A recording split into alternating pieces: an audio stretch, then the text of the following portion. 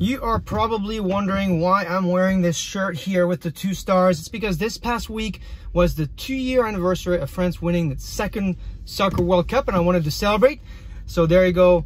If you don't know about this fact already, you got a French fact to work with this week. But that's not our topic for this week's top 5 data, AI, and analytics and startup posts of the week. We're going to start with the hype cycle about data management from Gartner. But before we get started, I want to make sure you know that you should like, comment, share these updates. Let me know what I'm forgetting, engage in the conversation so that together we can create a better community. So now let's get going with this hype cycle for data management. What is it? Well, the hype cycle for data management by Gartner covers data catalogs and data prep tools and data virtualization. If you're not up to date to those latest technologies, don't worry, because Gartner has got your back. Now, how do you think about that tool?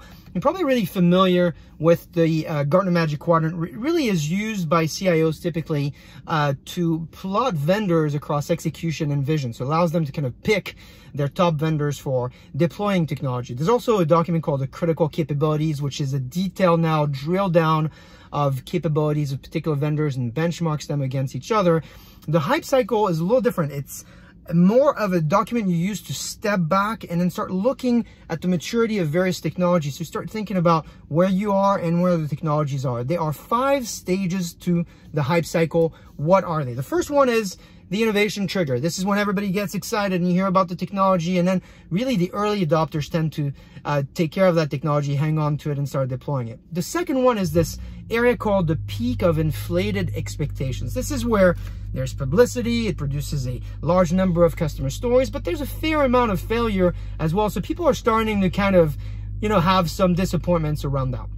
Which takes us to the next area, the trough of disillusionment. So that's a really hard one for me to pronounce, but this is where POC's expectations are reset and people are getting close to the reality of what you can expect from technology. So technologies being there are they're about to mature. They mature to a slope of enlightenment, which is the 4th stage. Here, this is where really you understand what the technology can do and how it benefits your company.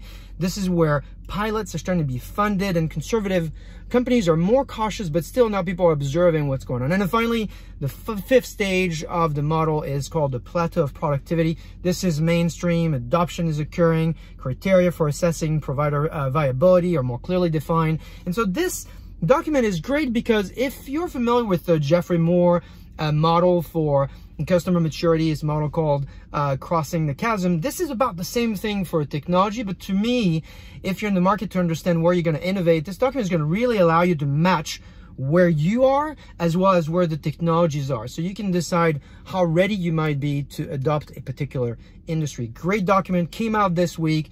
Take a look at it and let me know what you think about where Gartner has kind of plotted these various technologies.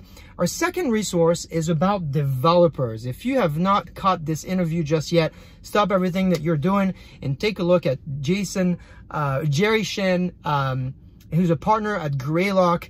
And Jerry talks about 3 key trends going on right now in the startup ecosystem. The first one is the developer-led economy. Really interesting insights from Jerry.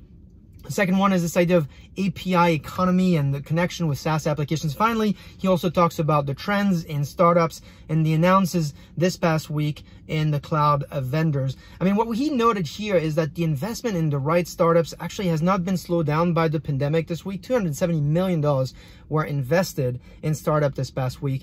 Take a look at it. John Furrier from the Cube does a great job with the interview. Really great one. Last week, we talked about culture. If you remember, I talked about my interest in the Netflix culture, and Vox had a great podcast about that. This week, I want to invite you to take a look at 2 key folks and 2 key resources. Kim Scott's book called Radical Candor, and it is a resource that will help you become a better manager. Why? Because she takes a look at how you can develop a relationship with your employees across 2 concepts. One is caring personally about your team and really caring about their own well-being and their life and making sure they have work-life balance, but also being able to challenge them directly. And so take a look at that. This helped me be a better manager, and certainly, hopefully, it's a resource that can help you as well. And then finally, if you're interested in more resources like that, if you liked the book called The Hard Thing About Hard Things, a great book by Ben Horowitz. He talks about his journey as an entrepreneur and a startup CEO.